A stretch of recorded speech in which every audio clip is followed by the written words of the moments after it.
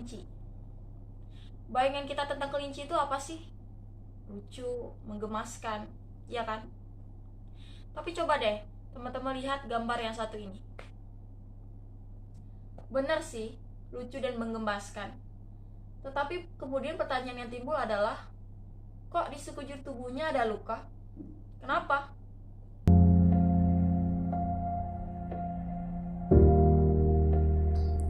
Animal testing. Dengan cara itulah produk-produk yang kita pakai sekarang bisa diproduksi. Eksperimen ini sendiri sudah berjalan lebih dari 30 tahun yang lalu.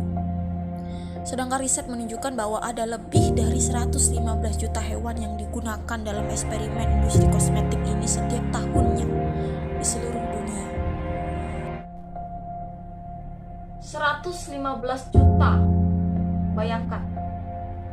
Apakah itu angka yang sepadan dengan kecantikan yang diterima oleh seluruh orang di muka bumi ini? Jadi maksudnya kita harus mengorbankan hewan-hewan menggemaskan itu hanya untuk memparipurnakan kecantikan kita. Lalu bagaimana jika kita tahu bahwa ternyata eksperimen itu malah banyak gagalnya? Jadi sia-sia dong pengorbanan mereka.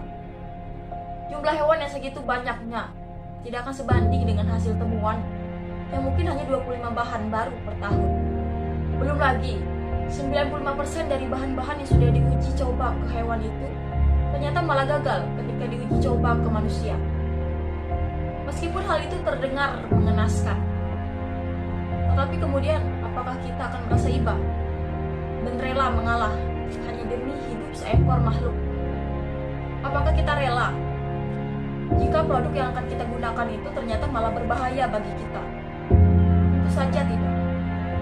Disinilah kemudian persoalan itu muncul. Animal testing jelas memberikan dampak buruk bagi hewan. Tetapi di samping itu, cara tersebut mungkin menjadi hal yang terbaik untuk memperkecil kemungkinan terburuk bagi manusia. Jadi bimbang kan? Jika kita lihat pada perkembangan teknologi sekarang, pasti kita akan bilang bahwa cara eksperimen dengan menggunakan hewan itu adalah kuno. Tapi faktanya, masih banyak kok perusahaan-perusahaan yang masih menggunakan cara itu. Tetapi logikanya saja, apakah secara genetik sel hewan dengan sel manusia itu sama 100%? Meskipun mungkin sudah ada pasal yang mengatur bahwa orang yang menyebabkan kecacatan pada hewan akan bisa dilaporkan kepada pihak yang berwenang. Tetapi sampai sekarang belum ada juga tindakan tegas untuk itu. Tapi yang lebih miris lagi kita sebagai produsen yang bermuka dua. Bagaimana tidak? Ketika lihat hewannya kita tunjukkan rasa suka.